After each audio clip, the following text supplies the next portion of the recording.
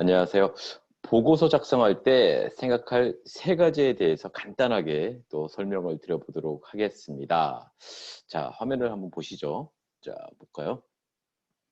세 가지를 제가 쭉 한꺼번에 보여드렸는데 한번 눈으로 한번 쭉 읽어보시면서 제가 하나 또 첨언을 드릴 테니까 이렇게 머릿속에 콕콕콕 박히게 한번 공부를 해봤으면 좋겠습니다. 자, 첫 번째 보시죠. 첫 번째 보시면 보고받는 사람은 뭘 궁금해할까?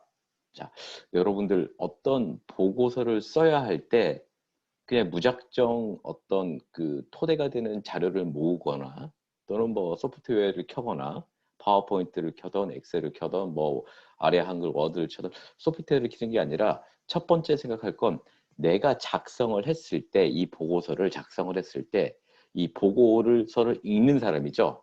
상사가 될 수도 있고 또 외부의 거래처가 될 수도 있고요. 이렇게 보고받는 사람은 뭐를 궁금해할까를 한번 떠올려 보십시오. 나의 이 문서를 통해서 무엇을 궁금해하기 때문에 내가 이걸 왜 써야 되는지에 대해서 생각을 해보는 겁니다. 그래서 요 첫 번째 포인트가 어떻게 보면 보고서 작성의 가장 핵심이 되는 생각이다 이렇게 보입니다. 두 번째로 보시죠. 두 번째, 내가 작성하는 이 보고서를 통해서 뭘 해결해야 되지? 그죠? 이 프로젝트를 들었다 놨다 해야 되는 건가? 뭐 그건 아닐 거고요. 내가 이 문서를 통해서 이 보고서를 통해서 해결하는 게 뭘까? 아마도 여러 가지 그 계단식으로 올라가는 어떤 프로젝트다 또는 어떤 큰 직무의 어떤 수행이 있다라고 했을 때 오늘 또는 내가 최근에 어떤 일정 기간을 들여서 작성해야 되는 보고서는 그 세부적인 거를 하나씩 연결시켜주는 어쩌면 어떻게 보면 좀 거름 역할, 밭에다가 식물이 잘 자랄 수 있게 하는 그런 거름 역할을 하는 어떤 그 역할을 할 수 있을 겁니다. 그래서 이 보고서를 통해서 내가 해결해야 되는 게 뭐지? 어떤 신제품을 개발하는 데 있어서 기존의 이와 유사한 제품을 조사를 했다 그러면 아 그래 이 보고서를 통해서 기존에 나와 있는 제품들에 대해서 내가 일목요연하게 보고서를 만들면 이 보고서를 통해서 나의 팀장이 또는 나의 동료들이 그걸 읽어보고 기존에는 이런 제품들이니 이젠 이거보다 조금 더 고객의 니즈를 보완한 이런 기능이 있는 제품을 만들면 되겠구나 라는 어떤 그런 인사이트를 느끼게 할 수 있는 그런 보고서. 그럼 그걸 해결하고자 하는 것다운 거죠.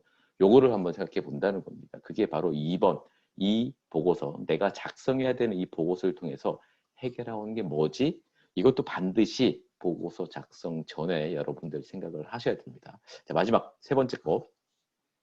이건 아주 현실적인 문제인데요. 언제까지 작성해야 되지? 언제까지? 예, 데드라인 있죠, 데드라인. 업무 일지면 퇴근 전 몇 시, 아마 여러분 조직에 규정이 있을 거고요. 또는 제안서면 내가 맡은 제안서의 이 정도 파트는 나는 어느 정도 수준까지 언제까지 작성해야 되는 거지에 대해서 한번 명확하게 생각해 보셔야 됩니다. 완벽하게 베스트셀러를 작성하는 게 아니고요. 여러분들이 맡은 보고서 형태와 목적에 따라서 언제까지 어느 정도 완성도를 갖춰서 해야 되지를 한번 생각해 봐야 됩니다. 대체로 조직에 가보면 신입사원이라든지 좀 경력이 좀 아직까지 좀 짧은 그 직원들이 이런 문서 작성에 대해서 작성은 잘 하실 수 있는 역량이 충분하신데도 마감일 또는 어떤 지켜야 되는 수준, 기간을 좀 이렇게 명확하게 인지를 못하는 바람에 소위 이거죠. 보고서를 작성을 하는데 계속 가지고 있는 겁니다. 본인 딴에는 계속 완성도를 높이고 조금 더 잘하기 위해 가지고 있지만 실제 보고서의 핵심은 잘하면 좋겠지만요. 정해진 시간이 있고 또 내 보고서를 기반으로 나의 상사나 동료들이 또 다른 보고서를 작성하는 수도 있고요. 또는 보고를 해야 되는 경우도 있기 때문에 여러분들은 반드시 언제까지 어느 정도 수준으로 이걸 해야 된다는 걸 반드시 명심하는 습관을 가지셔야 됩니다.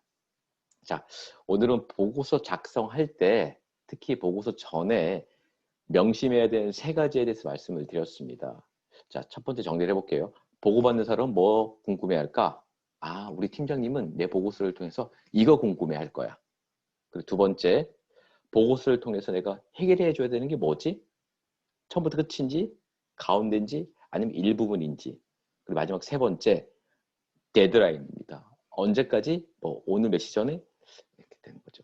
팁을 하나 더 추가하자 그러면 이 마감일 데드라인 전에 보고서를 작성해서 가지고 있으면 참 스마트하게 일한다는 사람일 수 있겠죠. 또는 내 보고서를 읽는 사람, 보는 사람, 피드백을 받을 수 있다 그러면 여러분의 보고서가 진행되는 과정을 수시로 내가 보고해야 되는 사람, 상사에게 한번 진행 정도를 얘기해주는 습관도 좋습니다. 또는 보고서를 작성하다 보면 좀 어려움에 처할 수도 있어요. 모른다거나 또는 권한 바뀔 것 같다거나 또는 이렇게 해야 되는지 아닌지를 좀 불확실하다거나 할 때는 머뭇거리지 마시고요. 내가 고민하는 사항을 알만한 사람, 뭐 주로 상사가 될 건데 이런 상사한테 제가 지금 이 보고서 작성하는데 이러이런 단계에 있는데 이건 어떻게 해야 되는지 조금 고민스럽습니다. 라는 식으로 수시로 커뮤니케이션 하는 것도 상당히 좋은 습관입니다. 상사를 괴롭히지 않기 위해서 또는 내가 뭐 책임감이 있으니까 스스로 해결해야지 식으로 해서 무작정 문서를 작성하다 보면 뭐 잘 되면 땡큐인데 잘못되다 보면 완전히 그죠? 마감일은 다 됐는데 제출했더니 상사가 왜 이렇게 했냐는 식으로 하면 여러분도 고생, 상사도 스트레스 이렇게 되는 거죠. 그래서 언제까지 작성해야 되는지 마감일을 준수하는 습관을 가지시되 도중에 과정 동안 그 문서를 수시로 진행 상황이나 애로 사항이나 진행 정도를 상사와 커뮤니케이션 하는 습관도 상당히 스마트하게 보고서 작성하는 습관일 수 있습니다. 자, 오늘 이 세 가지 반드시 기억해 주십시오.